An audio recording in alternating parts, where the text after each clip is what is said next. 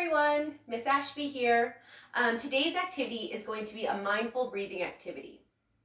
Today we are going to go over the learning standards from Washington State's Early Learning Developmental Guidelines for self-management, social behaviors, problem solving, conflict resolution, and knowledge. So today the students will be able to ask questions and get clarification on information presented. They will be able to apply new information in words with what they are learning and include that in their future interactions with people. They will also be able to think of different ways of confronting problems, and they will be able to connect emotions with their facial expressions. So with today's mindful breathing activity, we will be understanding our emotions. So we are going to learn how to respond appropriately and focus on our breathing, which will combat anxiety and stress. This is an opportunity to introduce different emotions, often associated with our feelings, and help build resilience. So at the beginning, you can ask students if they are able to show you what it looks like to be happy. They can express a smile. You can ask them if they know how to be sad, and they can pretend to cry. All the varying emotions, you can ask if they know what they are. You can also show them how to calm down yourself. You can ask, let me show you how to calm down with my body. Would you like to learn? This will help engage the child in the activity before the activity begins.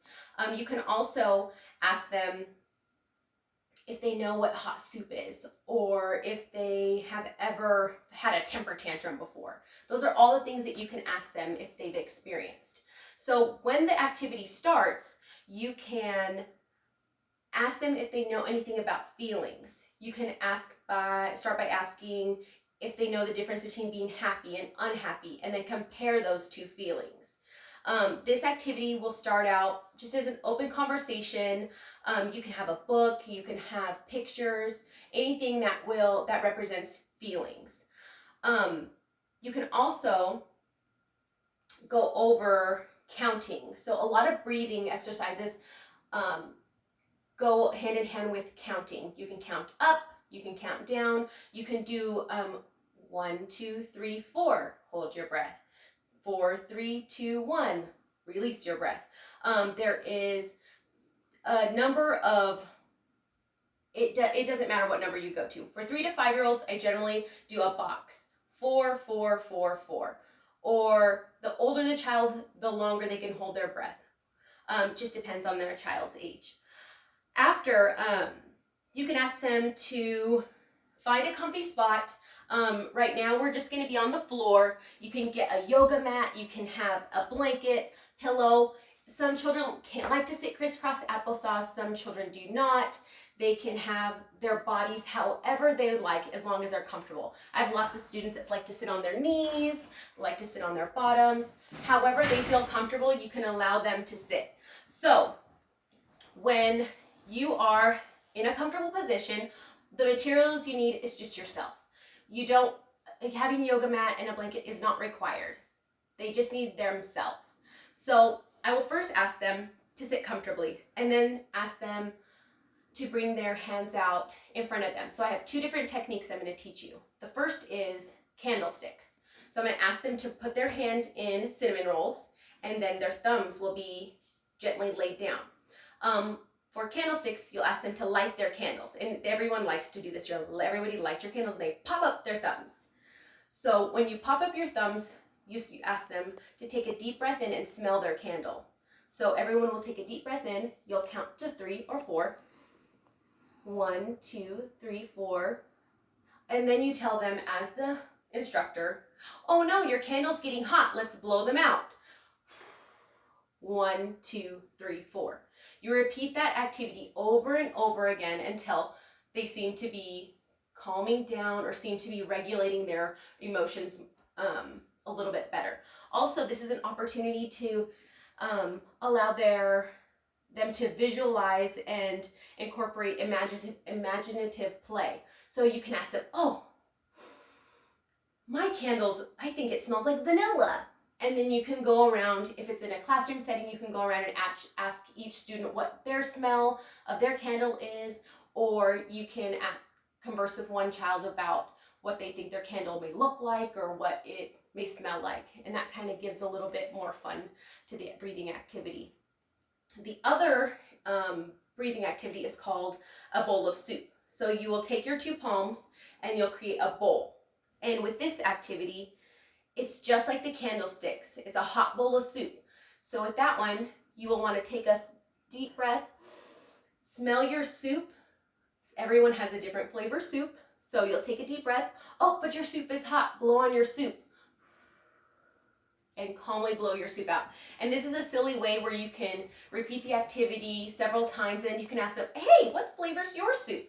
My soup is chicken noodle. And then their child's can be any soup that they are familiar with in their house. And then we can all pretend to eat our soup and sip our soup, which is another technique to help calm down and breathe. This is also diverse in culture, so not everybody has the same types of soup. So in one household, they may be eating chicken noodle, while the other household may be eating pozole or dumpling soup. You just never know. So that gives the children a opportunity to share their food and their cultural differences.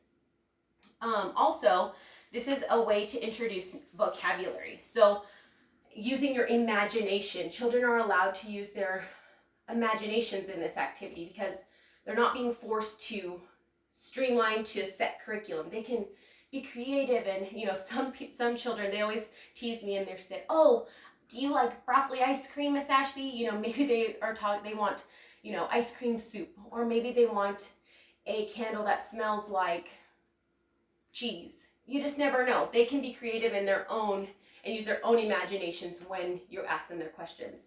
Also, they can be more aware is another vocabulary word you can introduce. Being aware of your feelings, understanding how you feel when you're happy, being aware of your happiness, being aware of what makes you sad. Understanding yourself will help you respond to emotions and respond appropriately. Another vocabulary word that you could use is being intentional. You want to intentionally do something to make someone else or yourself feel better. So if a friend is over there crying, they have that opportunity to go to them and help them when they are struggling. And that is helping them be intentional. Or if they feel that they are going to get angry, they can intentionally walk away from that situation and complete a breathing exercise. Some of the questions that you can ask are, how can we calm our bodies? Is there anything else we can do to help ourselves calm down? Also, can you think of another way to express a feeling? Not everyone is happy in the same capacities. Not everyone's sad in the same way. So you can ask them the varying ways that what makes them happy, what makes them sad. This is also a good time to build upon things that they may not be aware of. I know that Zen Kids and Cosmic Yoga, they do different children exercises in yoga that are developmentally appropriate for this age and help them learn different ways to calm down and kind of get their wiggles out. And also, it just depends on the child. Some children are not responding to the physical play. Some need a different way to find peace. So you can introduce a writing journal if they're old enough to write. You can have a drawing journal, painting. They can even learn to meditate and just sit quietly listening to soft music. It just depends on the child and finding what helps them find peace.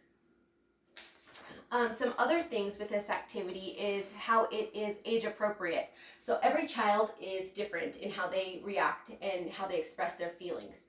So by understanding that individual child, you will be able to help them. So remain flexible, remain calm.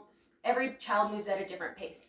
Someone might be reactive, way more reactive than another child, but they both need support. So our job as educators and adults is to model positive behavior and to show them different ways to cope with their emotions and react in a positive and appropriate way.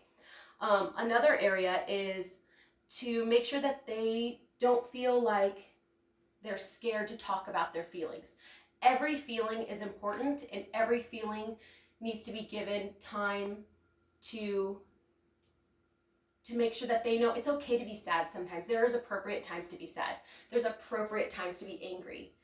This is how you can handle those feelings.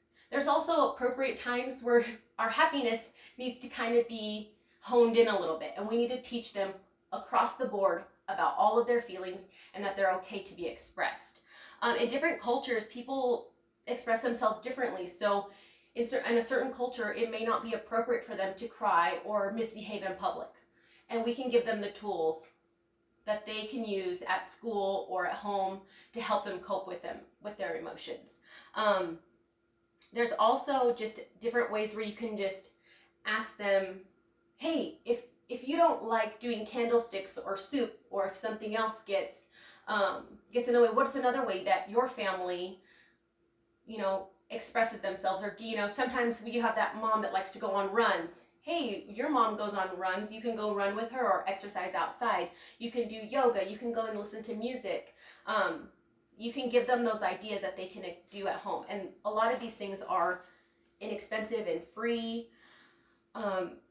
We just want them to know the different types of emotions and how they can express themselves. So the idea is to just make sure that this is as affordable and as diverse as it possibly can be. So hopefully everybody enjoys learning about candlesticks and the bowl of soup. I have more ideas coming, so keep watching. Bye.